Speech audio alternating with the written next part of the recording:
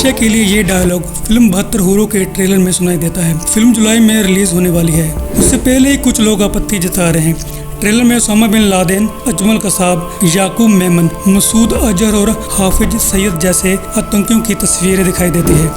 Trailer की शुरुआत में दिखाई देता है कि 72 हूरों की सच्चाई से पर्दा उठाना है। ऐसे में सवाल उठता है कि 72 हूरों का सच है क्या? अक्सर आपने कई इस्लामिक एक्सपर्ट को ये कहते सुना होगा कि मौत के बाद जन्नत मिलेगी और वहाँ 72 हूरें तुम्हारा स्वागत करेंगी। फिल्म में दिखाया गया है कि यही लालच देकर लादेन से लेकर हाफिज सईद जैसे आतंकियों ने युवाओं को जिहाद के लिए उकसाया। कसाब जैसे आतंकी 72 हूरों के लालच में मरने के लिए राजी भी हो गए और वो फिदाइन बन गए। क्या खुद को उड़ा देने से सच में 72 हूरें मिलती है या आतंकी सिर्फ इसे एक टूल के तौर पर इस्तेमाल कर रहे हैं? मौलाना ये कहते हैं कि जन्नत में कम उम्र की बेहद सुंदर लड़कियां होंगी, हूरों का चेहरा चमकीला होगा। ये भी कहा जाता है कि जन्नत के घर में 80,000 नौकर होंगे। इधर सोचिए, 25 साल का मजदूर अजमल कसाब परिवार के साथ जिंदगी बिता रहा था। वह आतंकी कैसे बन गया? उसने 4th कक्षा तक पढ़ाई की थी, जिसके पिता काफी गरीब थे।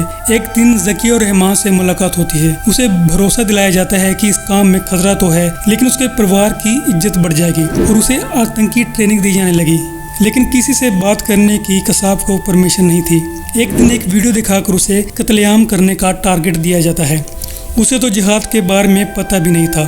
पकड़े जाने के बाद उसने बताया कि मुझे पता नहीं है कि जिहाद क्या होता है, पर वो कहते हैं कि इससे तुम्हें जन्नत मिलेगी। कसाब ने कहा कि मैंने ये सब सिर्फ पैसों के लिए किया था। मेरे पिता को लाखों मिला होगा पर मुझे कुछ भी बताया नहीं गया। ट्रेनिंग देने वालों ने कसाब से कहा था कि जब तक जिंदा रहना लोगों को मारते रहना, तुम जन्नत में जाओगे। पकड़े जाने के बाद कसाब अपने किए पर पछता रहा था।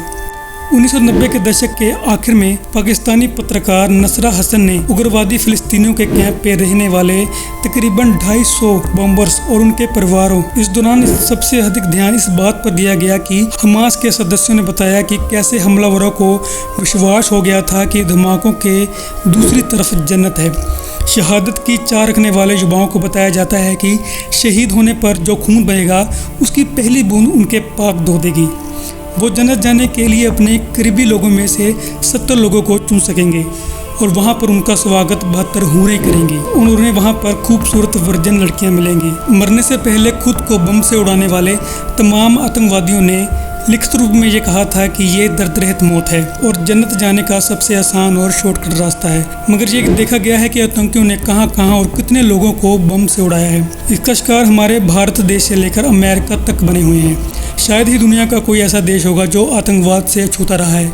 उनकी हिंसा का शिकार निर्दोष पुरुषों और महिलाओं के साथ मासूम बच्चे भी बने हुए हैं। जब इंडोनेशिया बाली में अमरोजी नाम के आतंकी को मौत की सजा मिल रही थी, उसने सुनवाई में कहा था कि वो शहीद हो रहा है। इस आतंकी ने एक नाइट क्लब में बमबारी की थी। आतंकी बनने के पीछे का कारण पैसा कम और मौत के बाद की काल्पनिक दुनिया तक पहुंचना ज़्यादा होता है। कई मामलों में ये भी देखा गया है कि आतंकी अच्छे पढ़े लिखे परिवार से होते हैं और पैसे की कोई कमी भी नहीं होती, मगर फिर भी वो आतंक की राह चुनते हैं और पूछे जाने पर कारण बताते हैं जन्नत। ऐसे में सवाल उठता है कि क्या किसी हिंदू को अफसरों का लालच देकर आतंकी बनने के लिए उकसाया गया?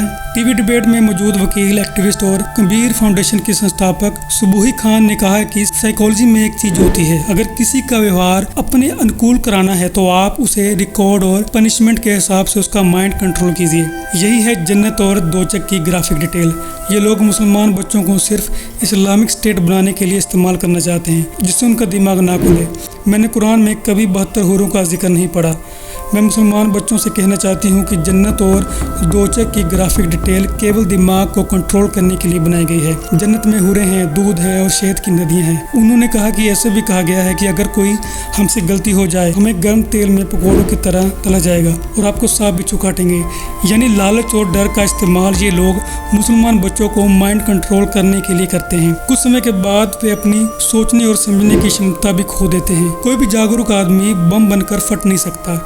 उन्हें मानसिक गुलाम बनाकर ऐसा करवाया जाता है। हाल ही में सोशल मीडिया पर एक वीडियो काफी वायरल हुआ था, जिसमें पाकिस्तानी पत्रकार आरजू काजमी ने मौलाना साजिद रशीदी से इस मामले पर काफी बहस हो गई। उन्होंने पूछा था कि हमारे यहाँ तो जन्नत का नक्शा खींचा गया है, कि वहाँ पर शराब मिलेगी, 72 हूरें मिलेंगी। उन्होंने पूछा कि वो भी तो एक तरह का अय्याशी का अड्डा ही है और उनके कपड़ों में भी उनका शरीर नजर आएगा। वहाँ पर शराब पीने को कहा गया है, तो वहाँ पर औरतों के लिए क्या है? यहाँ सिर्फ 72 हूरें सिर्फ मर्दों के लिए है। अगर यही काम कोई यहाँ पर करता है तो इस्लाम उसे हराम कहता है, पर जन्नत में ये सब काम जायज़ क्यों है? इस पर साजिद रशीदी ने कहा कि कुरान में शराब की मनाही है, लेकिन जन्नत में से शराब एक तुहूर कहा गया है। अगर जन्नत में खुदा इसे दे रहा है तो इस पर एतराज नहीं होना चाहिए। पत्रकार ने पूछा कि माने मैं इस्लाम के सारे नियम मानती हूँ तो मुझे जन्नत में जाकर क्या मिलेगा?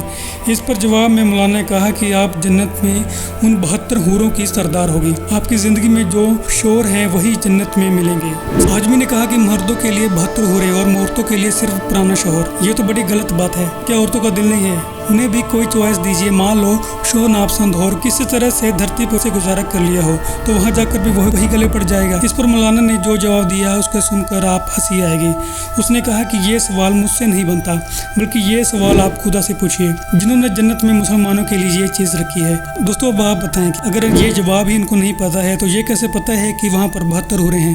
दोस्तों दरअसल इन लोगों का इतना ब्रेन वॉश किया जा चुका है कि ये आपकी बात कभी नहीं मानेंगे। पर हर इंसान को अपना मजहब और धर्म मानने की आज़ादी है, पर इसका मतलब ये नहीं है कि आपके कारण किसी बेगुनाह की जान जाए, और सिर्फ उसी चीज़ के लिए जिसको आज तक किसी ने देखा भी नहीं है, और वो है 72 हूरें। दोस्तों आपको वीडियो कैसी लगी? अगर वीडियो इन्फॉर्मेटिव लगी हो तो कमेंट करें और अपनी राय दें, और चैनल को सब्सक्राइब करना बिल्कुल नहीं भूलें। धन्यवाद।